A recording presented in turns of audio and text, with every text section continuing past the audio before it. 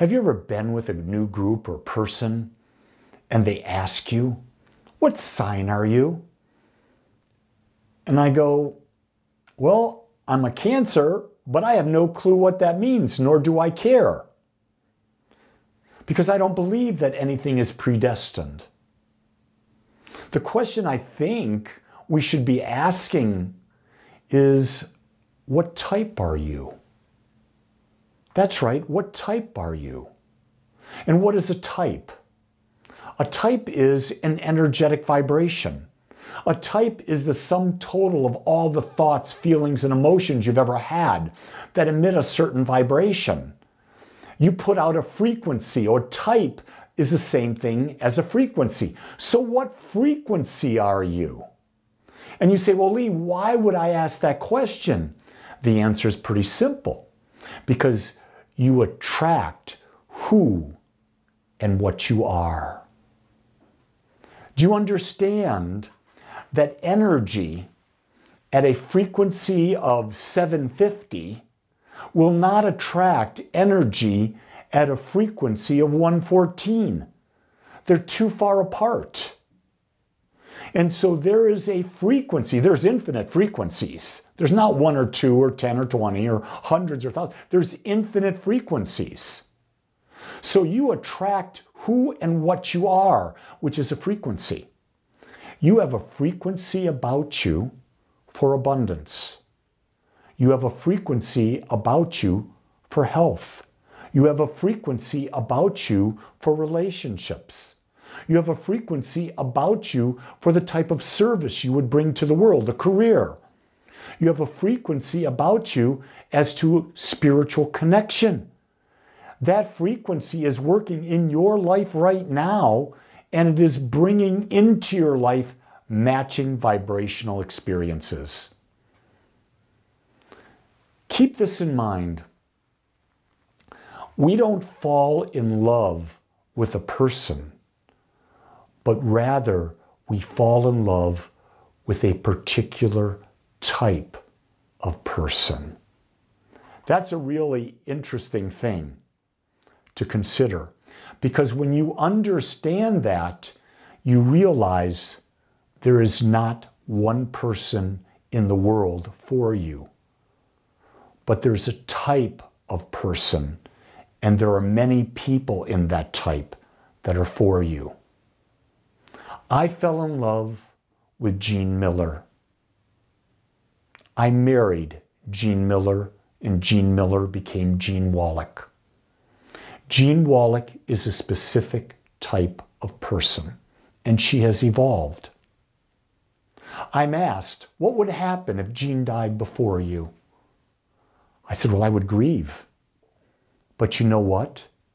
I would probably just simply attract another person, a type of person like Jean. And you would say, why would you say that? I said, because the type of person that Jean is the type I'm attracted to. It's the magnet that I put out. The people who have been in my life that are not my wife, and I've got a lot of them, they're the same type of people.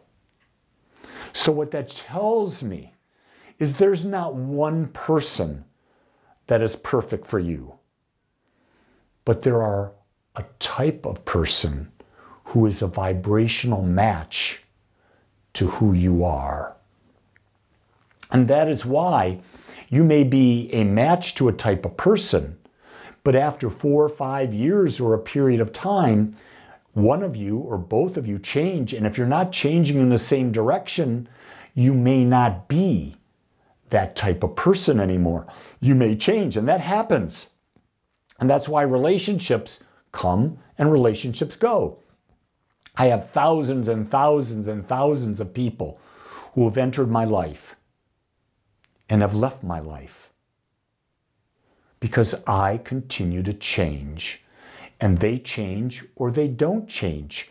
I'm not saying I'm better than, I'm not saying they're better than. I'm not saying that my way is right, I'm not saying that their way is right. But the fact is, we've changed our vibration. We've changed our frequency. We've changed the type of person we are. And if we get too far apart, that relationship must end. It's real simple. If you were in the corporate world like I was for 32 years, you develop work friends, right? Well, when you leave the corporate world, you become a different type of person. And guess what? You find out that almost all of those people you knew in the work realm that you were always going to keep in touch with fall away. Why? Because you're not the type of person that matches the type of person they are. You no longer have that common sense of interest. The way to create a perfect relationship for this moment is to become a match to the type of person you wish to be a partner with.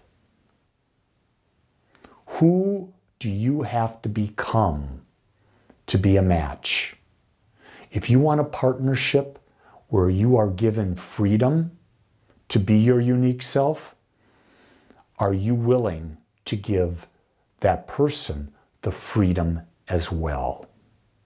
If you want a person that is a great travel partner, are you a person who's easy to travel with?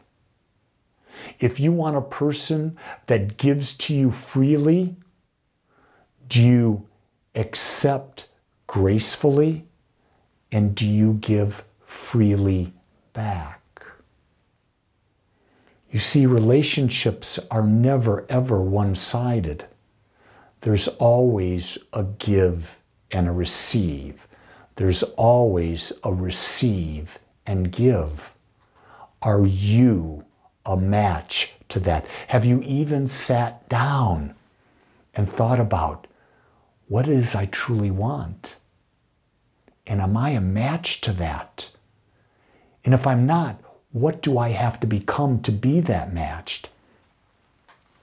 Have you ever noticed, and I know you have, but it's a question, that initially some people seem to be your type, but the longer you're with them and the more you find out, you realize they are only partially the type you are looking for.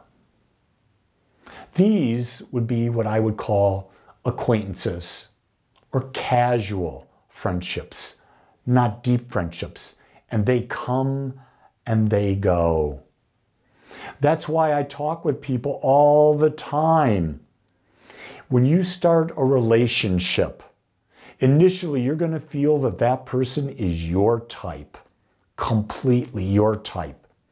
And I say to a person, don't get married before a year. Don't move in before a year. Because allow time to work its way through to see if they are really the type of person. Because we tend to be on our best behavior initially. We tend not to show all of our stuff.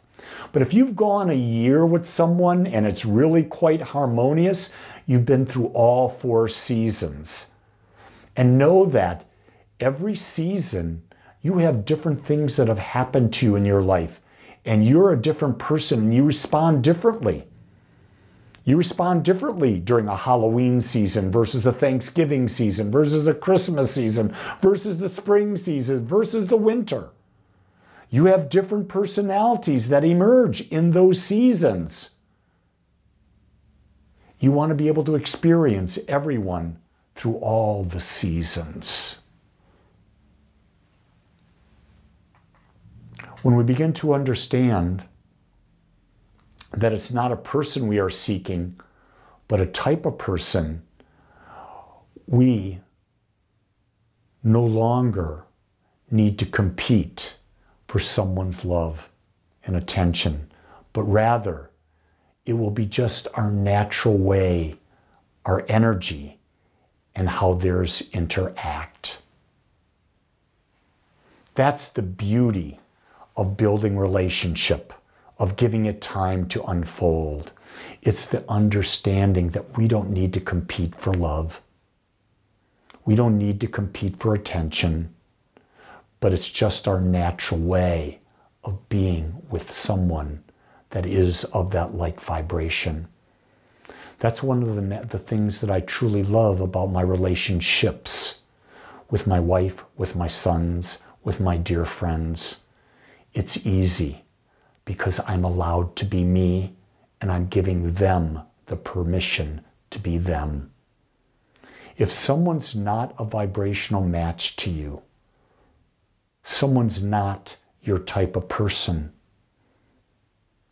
they're people that you can have a casual relationship with, but don't bring them into the inner circle. It's going to make your life difficult. Limit your time. And it may be your mom and dad. It may be your grandparents. It may be people at work. But you give your time, which is your most valuable asset, to those who are in vibration with you. You see, your vibration is what draws to it others of like vibration. Your job is to just be aware of the vibration that you put out. And that's a big job in and of itself. We don't put out what we desire. We're unconscious about what we desire. We're unconscious about the energy we put out. You want to know the energy you're putting out? Look at the response that someone is giving you. That tells you everything you need to know. Want to know what type of relationships you are? Look at the people you're surrounded with.